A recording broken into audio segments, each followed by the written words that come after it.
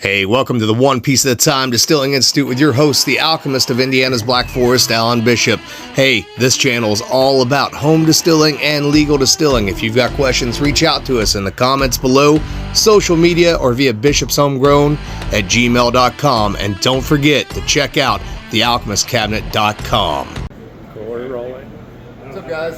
Here with the One Piece at a Time Distilling Institute with a special guest at Stolen Wolf Distillery.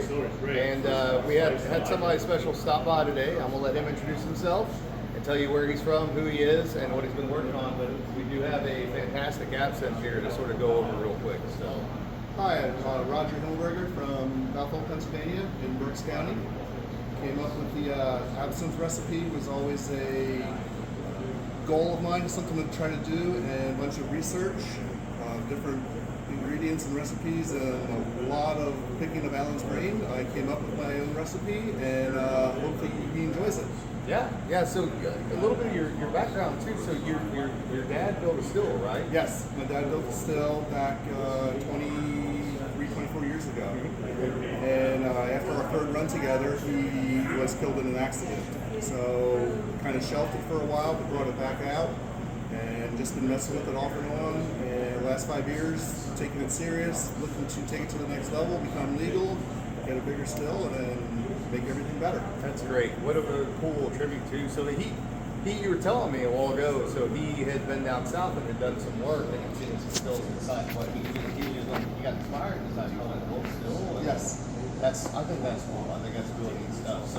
So tell us what you've got here. So what have you done exactly in terms of absinthe? And you don't have to be exactly the amounts or anything, but it's a really nice color here. Obviously, it's doing exactly what absinthe should be, which is it's faded back a little bit from a peridot green to a true sort of dead leaf sort of color, which quality absinthe should always do that. They shouldn't hold color for long periods of time, maybe a year at the most. But that's a good sign of the oxidation that you're actually getting from the process. But yeah, tell us about your baby. So this here, started off with trying to keep it somewhat period correct. So it's used grapes for the base for a grape brandy. And You got those from Jimmy Jack's. yes, Oh, I did. very cool. Used the grapes from Jimmy Jackson's front yard, picked them, made the brandy, did the maceration, wormwood, anise, sour anise, some licorice roots, some LA roots, some off the wall ingredients that I found and came up with and thought that sounded pretty good. Tried it, Yeah. did the distillation, kept it, did the breakout for the colorization, used some Roman wormwood, some lemon balm, and spinach. Excellent. One thing that really excited me was you used a little bit of dandelion in this, which is something I've done at home many times. And it really, really comes through nice. So the other thing that we should tell the audience too, so this is looshed down. It doesn't look like there's a real heavy loosh, but it's because I've drank a lot of this out of this glass.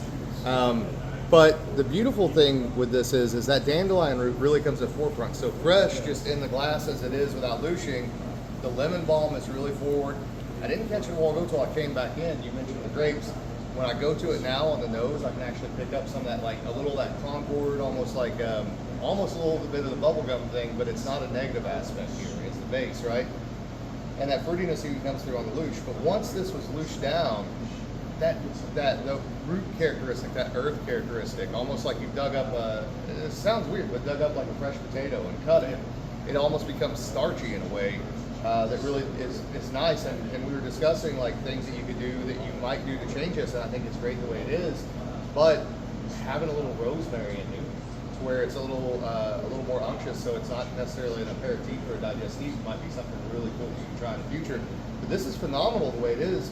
And also, he's not running the botanicals directly in the still during the firing stage. He's actually doing these, he's done a maceration and then going gin basket. I strained it all out, and because I cook on fire without a agitator, so I didn't have storage, so I strained all the botanicals out and used a makeshift gin basket that I was able to load in my column, as well as I put some of the botanicals in the thumper when I ran it through.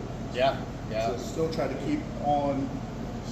And you pulled the essence of everything that you would expect, especially in more of a Swiss Alps style absinthe, right? A little more herbaceous, a little bit more of that alpine spirit sort of characteristic. but definitely Americanized in its own unique way, especially with that dandelion characteristic. So, man, good job. It's excellent. I love it. Thank you.